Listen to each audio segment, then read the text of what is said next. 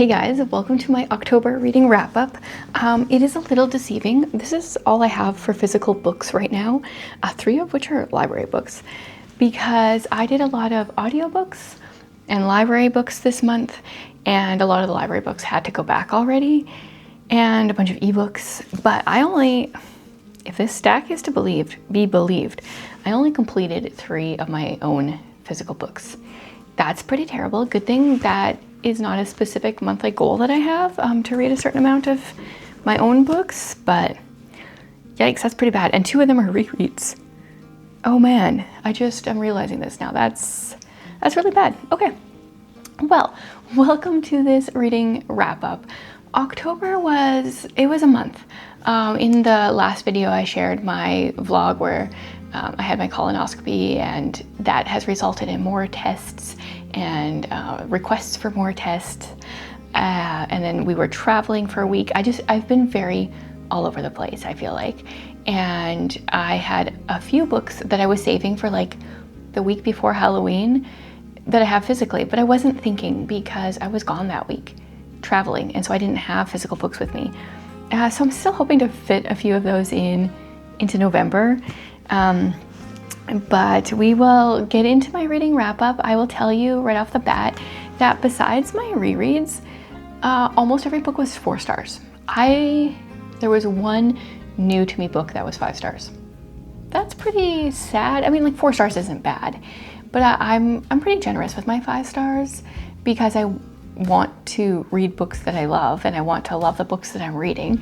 And to have only given one new book, that is definitely different for me. So let's get into my wrapping up my books that I finished and that I DNF'd this month.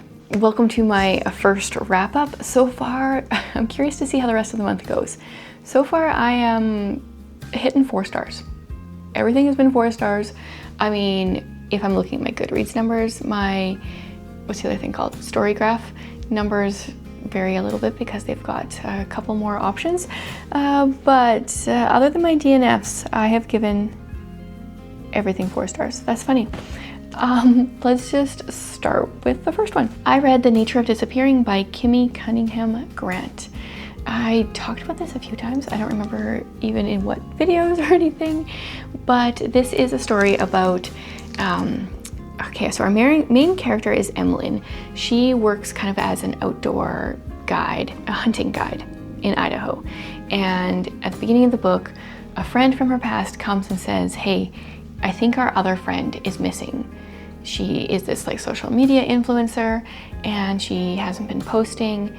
And then Emlyn realizes the last thing that, what was her friend's name? Janessa posted, something's not adding up. She said they were in a certain state, but Emlyn had been there before with Janessa, so she knew they were in a different state. So Emlyn and her friend Tyler, they head out into the woods, into the middle of nowhere to try to find them.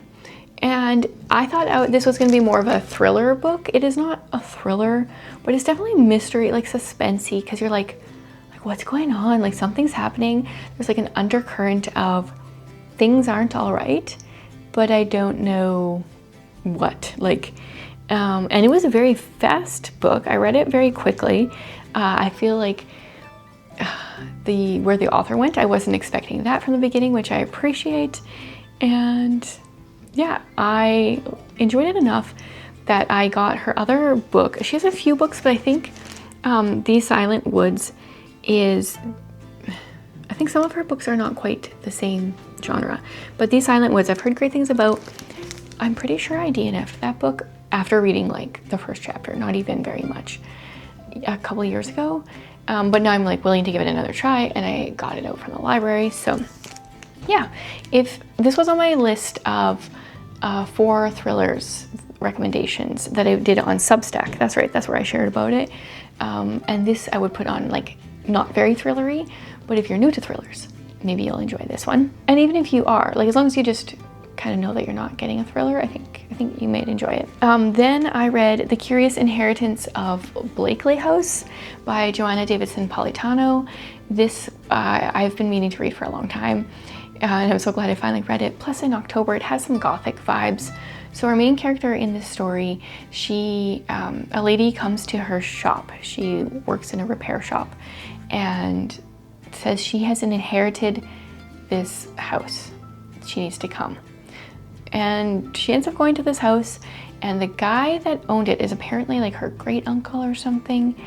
He was really into making things, and our main character, whose name I'm just like totally blanking on, she really likes, well, she works in a watch repair shop. She likes to make things work, and this great uncle made all sorts of creations. This is Victorian Edwardian type era. I don't know if it even ever exactly says, and so this is kind of beyond the time. She's super excited about it, but there's this great uncle has some other relatives that are contesting the will, that think they should have it. And there's some like kind of spooky things going on in the house, like lights turning on and doors opening. They do have like machines built into them, so it's not like how are they opening, but like why are they opening? And our main character feels like she's being led to certain things. It has some like gothic vibes, but in my opinion, it's like not scary at all. It maybe sounds a little spooky when you describe it, but it wasn't scary at all when reading it. Yeah, I think this will like fall kind of middle of the road for me well, obviously because I've given Joanna Davidson Politano's books anywhere between 5 and 3 stars, and then I give this one 4 stars, so yeah. And then I decided to DNF the 2 books that I talked about in a video where I was needing help deciding what to do. You guys helped me. Some of your opinions are very conflicting in some books, which is like so funny. And then I'm like always, well, I want to read the book because am I going to love it or hate it? People are telling me both. But I decided to DNF Assistant to the Villain. I read the first chapter, I think, of that one, and it's like kind of lighthearted. And I don't know, I didn't really click with the lightheartedness and the writing style. Our main character needs a job, and she ends up getting a job to like the worst guy. I can't remember. I think he has like a name, but then like there's like this weird attraction to him that like is just the way it's written, I'm just not a fan of. So yeah, I decided to DNF that one. People are all over the board on that one. Some people love it, some people don't. Because I didn't like the beginning, I'm just, okay, I'll just leave it. The other one I decided to DNF is the Enchanted Greenhouse, based on comments. And well, yeah, I really enjoyed The Spell Shop, minus 1 critique. And I was hoping that this would have those same vibes, but it started out like quite boring.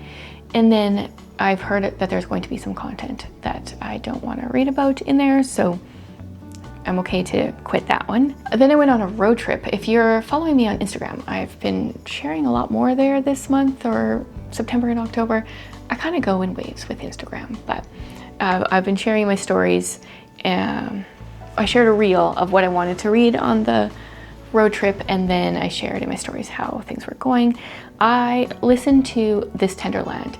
I got, I think, all but 24 minutes read in my road trip, and I'm excited to have checked it off because some people, Lindsay, have been nagging me to read it for a while, and I've been interested, but yeah, I've never read anything by William Kent Kruger, didn't really know what I was getting into, but we have one main character.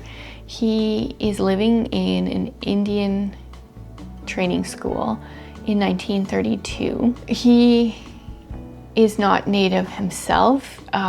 He's a white kid, but I guess there was no room in the orphanages when his father died, so him and his brother are the only white kids in this Indian training school, it was called. And it is led by who they call the Black Witch, and a bunch of terrible people with a couple nice people in there. And so our main character and his brother and a friend and a young girl end up running away. I don't really want to say exactly why because that's kind of all part of the story, but we follow them on a journey down the river. They go in a canoe and they have a destination in mind. We follow them as there's a manhunt out for them, with seeing all the people they meet. It's very interesting. Like the time and setting with the Great Depression, and yeah, them just kind of floating down the river and all the people they meet. It's very interesting. I gave it 4 stars, 4.25 maybe on Storygraph, because it was good and I'm glad I read it. So if you guys have another William Kent Kruger recommendation, let me know. Maybe I'll pick it up in a year or 2. We'll see. He's definitely a gifted writer, that is for sure. And I appreciate that I have no idea, but with a name like William Kent Kruger, I'm assuming he's not Native himself. I have never seen a picture, so I'm just guessing. But I appreciate then that he chose a white person as his narrator instead of from the perspective of one of the natives that were in the training school. It makes things a little bit more realistic, I guess. And then I read Mrs. Pollifax Pursued. I was going to pick up a different book via ebook during the trip, but then one night I was like, I don't want to read a scary book right now, so I picked up Mrs. Pollifax. Really enjoyed this one, especially at the beginning. She finds a girl.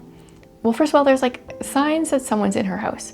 Then she finds that there is a girl hiding in her closet and has been for 2 days, and things unfold from there. So Mrs. Pollifax is in her 60s. She works for the CIA. She has a brown belt in karate or something of this, I think it's karate at this point, always wearing hats with flowers and things and thinking about the garden club. She's just like an unassuming old lady that kicks butt for the CIA. Always a good time. I think I now have 3 books left in the series, getting close to being finished. And the last book I just finished this morning is Memoria by J.J. Fisher. Now this is book 3 in a trilogy, so I can't say too much. I will have already shared, I think, a book haul where I shared this and some other Enclave books. I don't know if they'll still be on sale by the time this goes out, but they were so much on sale that it was worth it for me, a Canadian, to buy the books from Amazon.com and pay shipping and get them sent to me, and I still saved money. So that's pretty awesome. Okay, so yeah, it's book 3. In book 1, our main character is a girl named Persephone. She is a mem, so she can give and remove memories from people. And therefore she is very sought after. At the beginning of the book, she is a slave for this guy named Cutter. I don't even remember how it happens in book 1, but she gets away. I think she gets purchased by someone else. It's been so long since I read book 1 and book 2, probably like at least 2 years, I would think. So I didn't remember all the details. Thankfully, there was enough backstory without feeling like it was a little bit too much. I felt like I could dive in and be like, okay, yeah, I remember where we are, which I appreciate so much. But through all 3 books, we're following Persephone, Dorian, and Cass, and they all have different gifts. Dorian has the ability to make people feel courage. Cass has the ability, he's a truth teller, really. When people are speaking, the strands, there's like strands that are a certain color, and that tells if they're telling the truth or not. And yeah, they're kind of on a mission, but I don't know when things start to happen, so I don't want to say too much. There is a kind of like a spin-off book after this, which I'm curious to read, where we follow Cass from here. I'm very curious about that one. I enjoyed the story overall, but there are a few things that I was like, I wish she would have done things a little bit different here and there. I don't know if Persephone ever had enough of a personality for me. I would have liked her to be just have a little bit more. And then there is quite a large allegory. Like, it's in this last book, I feel like it's so obvious it's not really even an allegory at this point. And I just like things a little bit more subtle when it comes to that. So yeah, I still enjoyed the series though. I do think book 1 is my favorite. I feel like some of the characters just weren't quite themselves in here, which I guess means maybe they were growing and stuff, but I enjoyed the characters more in the first book. And yeah, I still want to read the spin-off. So that's all for the first update. Time for another update, and my month is pretty much just continuing.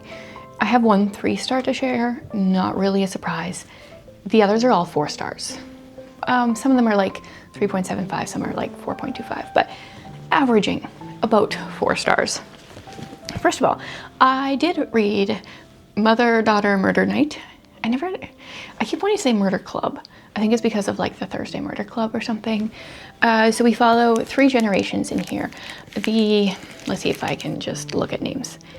The grandmother, her name is Lana. She is a very professional, high profile real estate agent, I think it is, in LA. She finds out she has cancer. She goes to live with her daughter, who is a care home nurse and very much the opposite of her. She's very crafty. She makes like all sorts of things for her house. And then, so the daughter's name is Beth, and then Beth has a 15-year-old named Jacqueline. She goes by Jack. And at the beginning of the book, there is a body that Jack comes across. So she's 15, but she's very responsible. She works at she gives like canoeing, kayaking tours in the slough that they live by. I don't know why they don't just call it a lake. Like, I grew up on a farm and the slough was a very small little pond thing. Like, it wouldn't even be considered a pond. So I just kept having this like visual of this nasty place. But I think it's like a lake is what they have. So Jack comes across it. She's doing a tour, and this man and his son find the body, and then she gets the cops involved, and very quickly they try to pin it on her. They say that she murdered him for some unknown reason, and the grandmother is like, we're not having any of that. She's gonna solve it. She's spent the last few months just living at her daughter's house. She's bored. She needs purpose in her life, so she decides to take this mystery on herself. I liked the bones of the book. Lana and her daughter Beth do not get along. That really bothered me. I was hoping for some humor, and their relationship was so hostile to begin with that there was no humor. I loved that Jack was a very dependable 15-year-old, very responsible.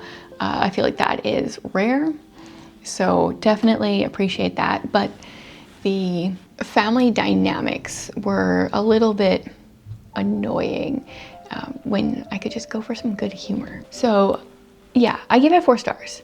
It was interesting. The mystery was interesting. I enjoyed a lot about it. I just was hoping for a little more. Then I was going to just read a few pages from Will Prescribe You a Cat. This is from the library. I was like, oh, you know what? I need to bring some books back. Let's read a few pages, and then I'll be like, okay, that's enough. I don't need to read it. Well, I read 20 pages, and then I was like, well, I'm reading this. So this is I think it's a Japanese translated book, and yes, Japanese.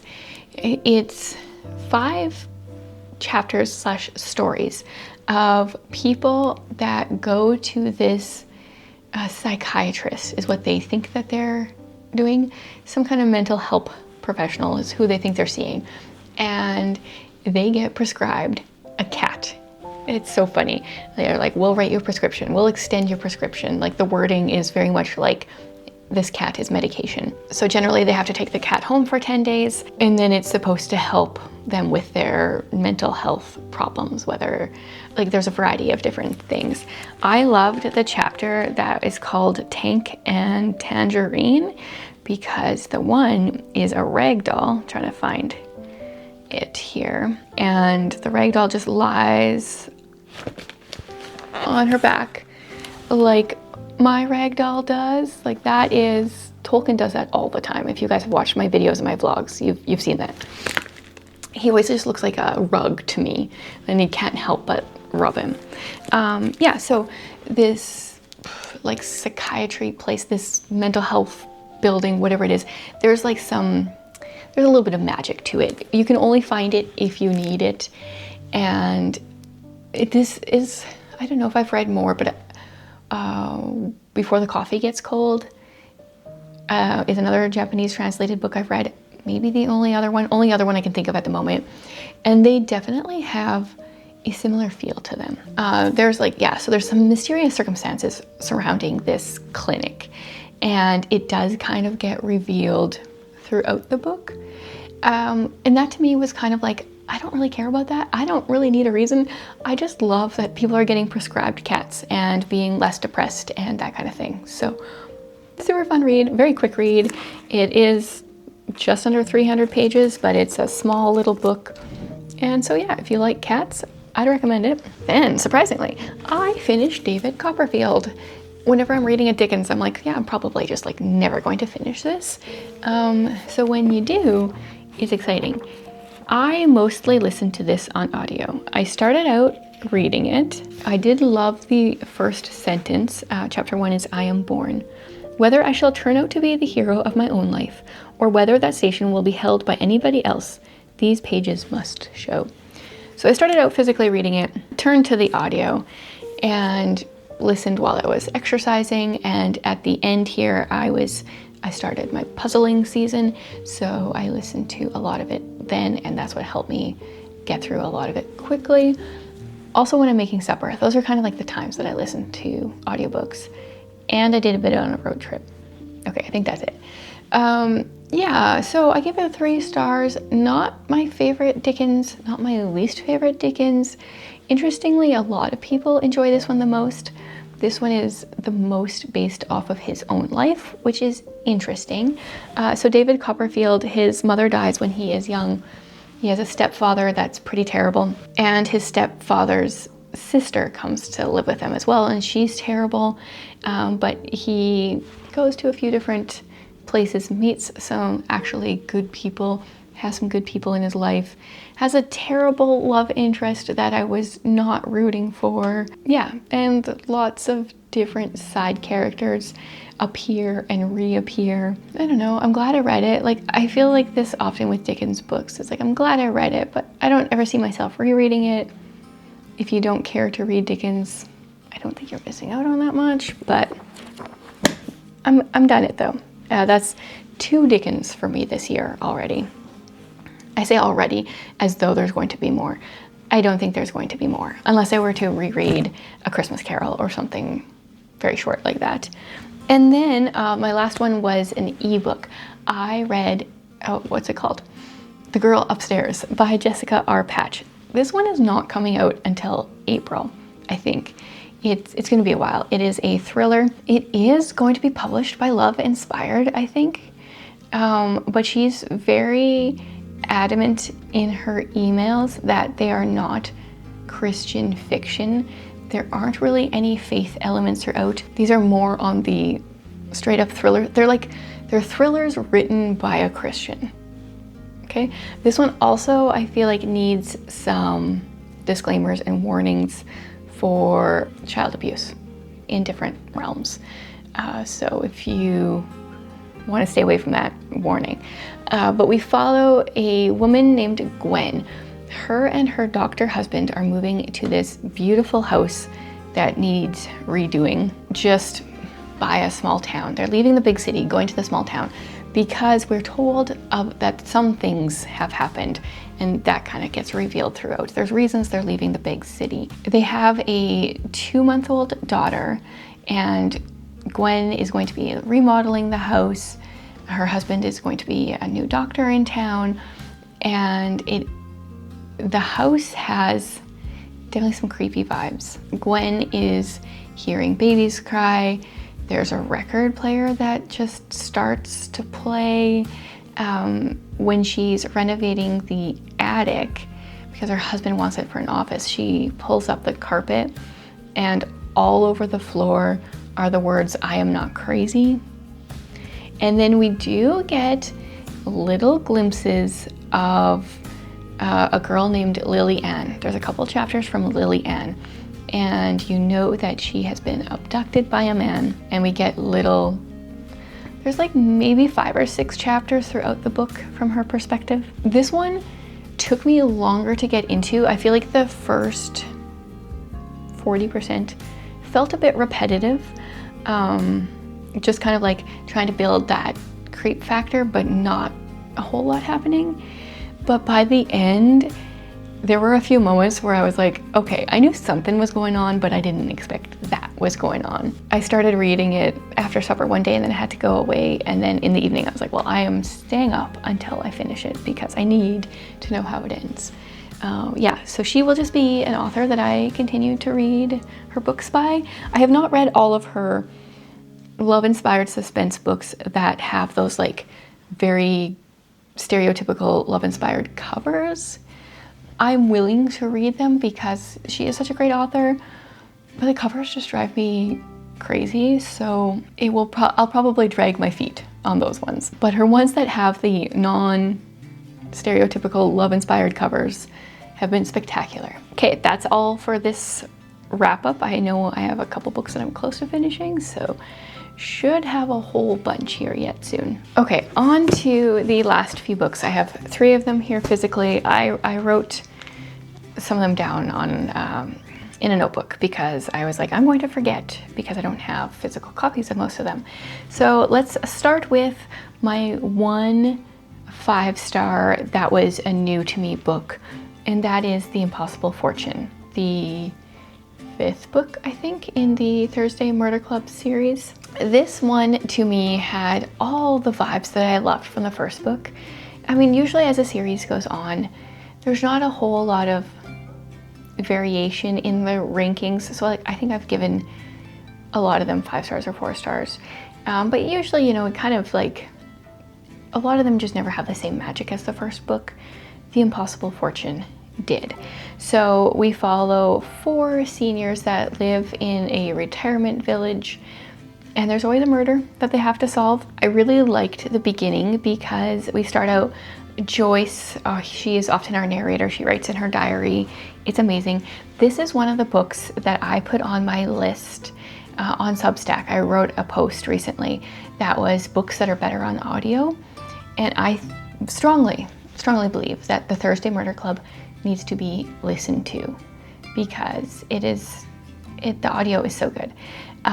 Especially like, yeah, Joyce's diaries. Jared is actually listening to it right now, and this is the first time he's ever listened to one of them, and he's killing himself laughing. He's enjoying it. Yeah, so we start out with Joyce's daughter getting married, and one of the, I think it's a groomsman, comes up to Elizabeth during the wedding at some point during the day and says that he found a bomb under his car that morning, and he heard that she might be able to help him. And like, it starts out with talking about how you can buy bombs off of the internet. And I don't know, just like the way that Richard Osman writes these books is so hilarious. He makes the like the bad guys in the story always seem so human, and like they have some common sense and they're willing to work around people's schedules. I don't know, it's funny.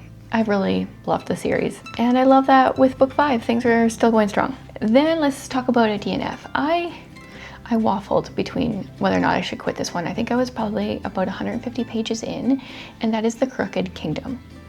This is just a duology. I was really bored, but I was like, it's just a duology. I can just finish this book and be done the series. And then I kept avoiding it, and then I just decided, you know what, no, like I need to just allow myself to quit books, which you'll see I have done. So book 1 is kind of like Ocean's 11, but fantasy is how I've heard it described, and we do have a lot of like hard characters that in some ways are not very likable, but yeah, it's got those Ocean's 11 vibes. The second book, I just didn't care. I just couldn't get into it. I didn't really like our characters. Like not that I didn't really like them, like there was none that I really liked, maybe, if that makes more sense. Yeah, I just didn't really care about them or what they were going through, even though book 2 left us on a cliffhanger. Like, things should be resolved. There are things that should be resolved. I didn't care, so I quit that one. Then I listened to I shared about this one in my last vlog because I was listening to it a lot while I was puzzling, and that is Everyone in My Family Has Killed Someone by Benjamin Stevenson. So this is the first book in the Ernest Cunningham series, and I plan on continuing this series because it was funny. So he talks about how everyone in his family has killed someone. Some of us, the high achievers, have killed more than once. And so the book is broken up. Each part follows a different person in his family. It starts out with his brother. Like there's a section that's titled his father, and talks about how they killed someone. And what I really appreciate is at the beginning of the book, in the prologue, he actually tells you which pages or in the audiobook, which chapters the deaths occur. And he says there are no sex scenes in the book. And I really like going into a book knowing that. It's very helpful. I don't have to keep wondering if it's going to happen. I think, is it a whodunit? I don't know. Maybe a person could solve it. I have decided that I don't want to do these books on audio because there are some times where I was like, okay, if I was reading it physically, I would have reread that paragraph or something. But with audio, it's just like you just keep plugging along. But so fun. Yeah, definitely want to continue the series. This is one of those books that I think, had I been reading it physically, it may have been a 5-star book for me. The narrator did a good job. Let me just say that. It wasn't his fault. I just feel like it's the kind of book that needs to be read physically, personally. So I want to read, the next one is Everyone, I have it actually from the library. What is it called? Everyone on This Train is a Suspect. I'm gonna try to read that one physically. So far, recommend the series after one book. The next one I read or listened to was These Silent Woods by Kimmy Cunningham Grant. And I said this in the vlog, I don't really know what kind of book this is. It's classified as a thriller, but I don't think it's that thrilling. We follow a man named Cooper. He has been living in the woods. He does not leave his cabin and land. He's been living there for 8 years. Once a year, he has a friend that brings them groceries for the year. And at the beginning of the book, we know that he's there because of something that he did, something bad he did. But we don't really know what it is. It slowly gets revealed. And so his friend that delivers groceries to him once a year, at the beginning of the book, he's supposed to do that. It's that day that he's supposed to come, and he doesn't show. So things change a bit. I just wouldn't say it's a thriller. So then I'm like, well, what is it? It's not really that mystery or suspensey. It's not a thriller. I'm not really sure what it is. Now this is my second month in a row reading a Kimmy Cunningham Grant. I think her other one, which, can I remember what it's called? The Nature of Disappearing. Wait, did I just read that this month? Oh, I think I did, at the beginning of this month. I think it was better, but that one also wasn't like at the edge of your seat thrilling. I think they're just not quite in what I would categorize as thrillers. Okay, then I had a reread, and I reread The Oath. Nice, huge book to reread, a great October read. So we are set in Hyde Valley, Hyde something or other. And at the beginning of the book, there is a couple that are camping, and he ends up getting eaten. And she flees and is found, and she's trying to attack a truck. She obviously saw something, and it ends up getting blocked from her memory. And we follow the man who got eaten. They're saying it's a bear, but it doesn't really have the characteristics of a bear attack.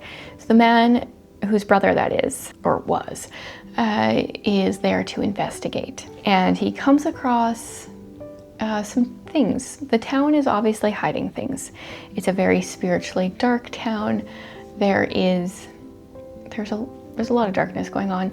There's an oath that people have made, and so it makes it hard for this man to discover what's going on. Yeah, I won't say any more about it, I don't think. It's this time through, I was like, okay, there is actually 100 pages where it is a little dry. I feel like we were kind of just doing the same thing for a bit. but I still enjoyed it. Then I read The Bell Tolls at Traeger Hall by Jamie Jo Wright. And this is one of those times where I think the situation in which I was reading the book played into my enjoyment of it. I think I gave it 4 stars, and it might be better than that if I had read it quicker. But this ended up being a book that I was reading on my Kobo, and I was reading it. I was having a stretch where I was like awake for an hour or 2 in the night, and so I kept reading it in the middle of the night when I was like semi-coherent, and I think that played into it. Plus I was only reading it at that point in the night, very tired and sleepy, and it ended up taking me over a week to read the book. So that I think played into my enjoyment. But we are dual timeline, set at this estate. So we start out early 1900s, 1800s, I don't remember exactly when it is. And the niece of the people that own this estate, they have just been murdered. Like her aunt and uncle have just been murdered. And her uncle, in his will, stated that he wanted to lay dead for 10 days in his parlor, and somebody had to be there the entire time in case he came back to life. So like, he's obviously a little crazy. And so we are with the niece. She's pretty much alone in this house. He was brutally murdered, and obviously the servants are a little bit on edge, so they've kind of like left. So she's there with one maid, and she has to stay in this house with these bodies that are supposed to stay there for 10 days. There's lots of flowers to hide the smell. And it turns out that in the will, her uncle left her nothing. And he stated that the whole entire house is supposed to be boarded up after his funeral. So not only is he not leaving his niece with anything, he is leaving the house just to rot. No one's going to benefit from it at all. And then present day, we are with a young woman whose father has just died, and now she has inherited this estate. It's one of many properties that he left to her when he died. And when she shows up, like the very first day that she goes to this place, a young boy beckons her, and he has found a body. And then that unfolds. So I'm not sure, it was not my favorite Jamie Jo Wright, but I'm not sure how much was the reading experience. That definitely can play into it a lot for me. But definitely, like, I wouldn't want to miss one of hers. I keep reading all her books. Then I had 2 pretty quick DNFs. While we were traveling, I tried the two of the arcs that I had for my November TBR, the month of the arcs. Thankfully, I got through a few of them in October to help things out. Just totally ignored my October TBR though. I started reading Fractured. I just couldn't get into it. Both of these actually, okay, so Fractured as well as Breathings of the Moon. There was some like uncanny similarities between the two, interestingly enough, and just neither of them were interesting to me. Yeah, and I can't even really explain why, but it was funny when I quit one and then I opened up the other one and started reading it. I was like, no, this is like the same thing. It's just not for me. Then I listened to A Very Merry Matchup. So it's a Christmas rom-com. Definitely very light. I think it's a novella, around 200-ish pages maybe. I knew that I just wanted something light between the health stuff, the tiredness from traveling. I didn't want to have to use my brain very much. And it was decent. Like 4 stars. If you're looking for a holiday rom-com, it's a good one. Or I don't know, I don't really have much to compare it to, but it's a clean one. So it's by Becca Kinzer. She's the one that wrote Dear Henry, Love Edith, which was very much a You've Got Mail situation. So I read that one of hers. And A Very Merry Matchup, we follow a nurse who has a patient that has a crush on her, and his mom wants them to get together as well. And she sets him up with her friend. And then a few months later, her friend tells her that she's engaged. And so the nurse is like, oh, I'm so excited that I got to set you guys up and things worked out. And so she's supposed to go out for Christmas to this guy's house for their engagement party. So she thinks. Turns out her friend's actually engaged to a different guy and is just trying to set them up together. So there was like some miscommunication, there's some funny stuff. It was enjoyable. Not my norm, but it was perfect for that situation when I just didn't want to use my brain at all. Okay, down to 2 left. I read Maxine Justice. I'll put up the picture. There's 2 Maxine Justice books that apparently can be read as standalones, but like they're the same character. So they're kind of part of a series, but don't have to be read in order. Galactic Attorney, I think, right? I think that's what it is. And therein lies my problem. I knew that I had already known that I don't like lawyer books when it comes to mystery and suspense. It turns out I don't enjoy them when it comes to like science fiction either. So Maxine Justice, there's some funny parts in the book for sure. She's a lawyer and she does this night court stint to try to make some money because she's not doing well. She got fired from her previous job because she was dating the boss's son, and I don't even know what happened there, but things didn't end well and she lost her job. So she's doing this stint in night court. She ends up getting approached by these guys for, they want 30% of the Earth's gold, and in exchange they will give the Earth this like health serum that cures people of every genetic diseases, not accident type things. Yeah, it turns out that the guys that have hired her for this come out and say that they are aliens, but they are wearing suits to make them look more appealing or something. Yeah, and I think it was mostly the attorney stuff. There was a few things where I'm like, I just don't enjoy lawyerese. That's just not a buzzword for me. Definitely an anti-buzzword. So it was okay, but not a favorite. And then my last one, I actually finished this one the first few days of November here, but because it's my mod for October, I wanted to share it in this video. I will be doing a live for this on Saturday. I believe I will be doing one on Saturday. Definitely check my Substack for details, information, etc., because I might need to adjust, and I'm not exactly sure on the time right now, but I believe it will be on Saturday. And that is Rainbow Valley. Apparently I gave it 5 stars on my first read through. I didn't really remember much. There are 4 children that are the children of the new minister. Has 4 children. He's a widower. They become friends with the Blythe children, and I really, really enjoyed this one. I feel like the last few haven't been as good in my opinion in the series, but I loved this one. I loved getting to know the Meredith children. I even really liked Anne in here. She's not in it a ton, but the Meredith children really admire her and see her as someone they can confide in because she is, I don't know, she doesn't take life as seriously as some adults, I guess. And yeah, there was lots of things I enjoyed. So we will be talking about this probably on Saturday. Come join me for the live. I would love that. And I think that's all. Between the colonoscopy stuff and the travel, I haven't put everything into Goodreads or Storygraph in the last 2 weeks. So I was trying to remember everything I'd read. And I believe that's all. Definite possibility that I forgot stuff though. Let me know some of your favorite books from October. Any Christmas book recommendations? I'm in a Christmas reading mood right now. So let me know if you have any recommendations, and I will see you guys again soon.